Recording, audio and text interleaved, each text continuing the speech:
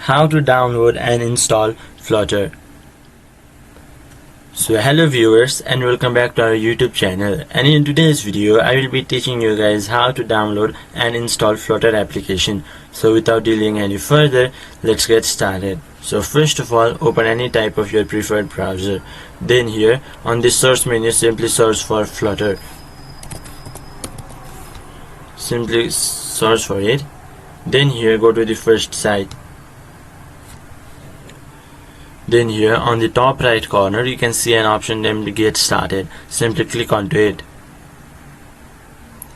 Then here simply select, here are many options, simply swipe.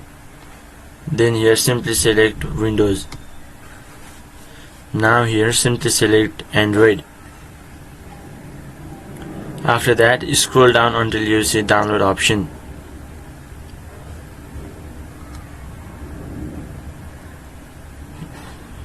Now here you can see an option named download and install. Simply click onto it. Now here simply click on this. Now click on save. After that it will begin downloading. So in this very simple way you could download Flutter application in your device. So hope this video was helpful for you. Until the next video, bye bye and take care.